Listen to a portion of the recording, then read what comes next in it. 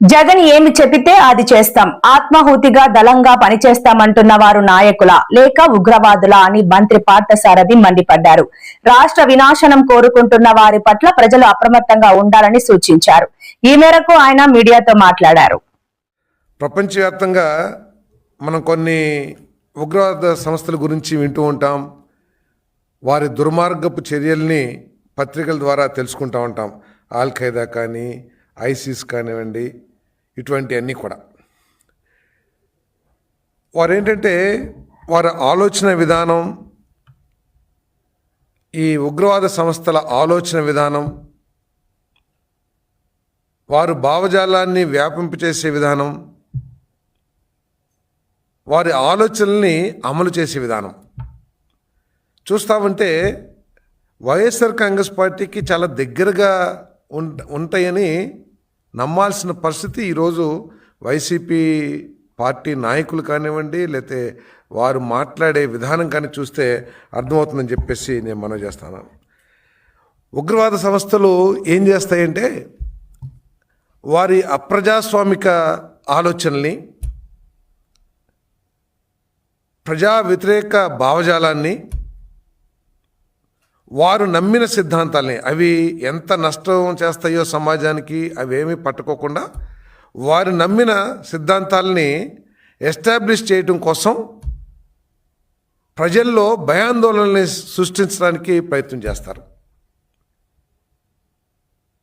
దానికి అనేక రకాల మార్గాలను వాళ్ళు ఎంచుకుంటూ ఉంటారు. బాంబులు వేయటం కానివ్వండి, మారణాయుధాలతో అటాక్ చేయటం కానివ్వండి.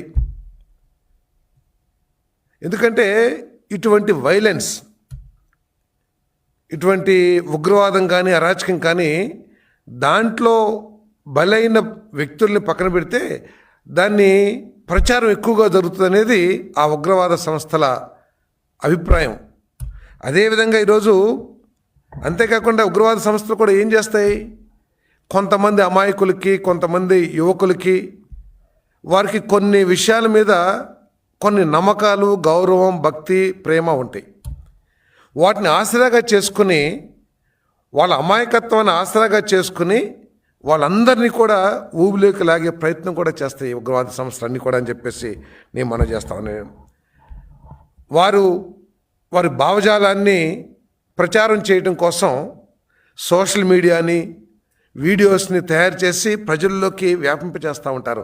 అమాయకుల దగ్గరికి, లేకపోతే పాపం పసిమొగ్గలు యువకుల దగ్గరికి.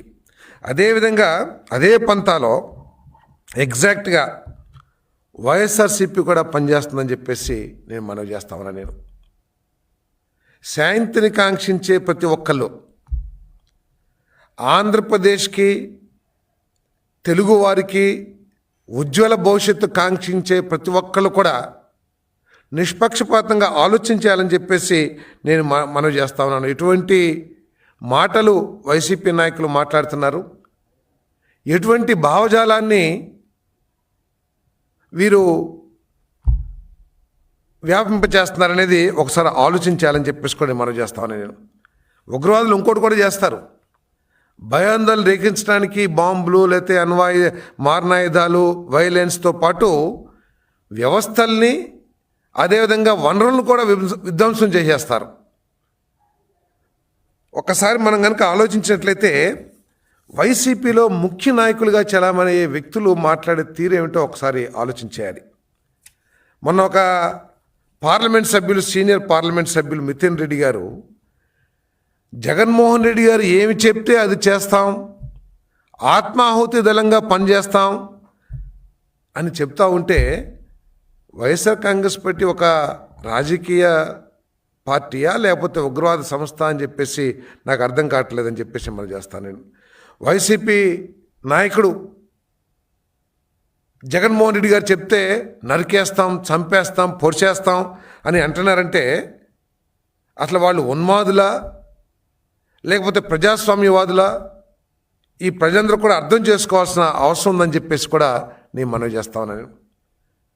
వైఎస్ఆర్ కాంగ్రెస్ పార్టీ విధానంగా ఒకసారి ఆలోచన చేస్తే తమ స్వార్థం కోసం తన బాబాయి మరణాన్ని, తన తండ్రి మరణాన్ని కూడా ఒక ఆయుధంగా వినియోగించుకుందంటే ఎంత దిగజారి రాజకీయాలు చేసిందో ఒకసారి అందరూ కూడా అర్థం చేసుకోవాలని చెప్పేసి కూడా నేను మనవి చేస్తాను. నేను అందుకే నరుకుతాం, చంపుతాం, విధ్వంసం చేస్తాం అని చెప్తున్న పార్టీని గొడ్డల పార్టీ అని చెప్పేసి మేము అంటున్నామంటే వారి భాష కానివ్వండి అవన్నీ కూడా దాని మూలంగానే అంటున్నామని చెప్పేసి మీకు మనవి చేస్తామని. వైసీపీ పార్టీ అసలు ఉగ్రవాదులు కూడా ఈ విధంగా మాట్లాడరేమో, అంతకంటే కూడా ఘోరంగా మాట్లాడుతామన్నారు.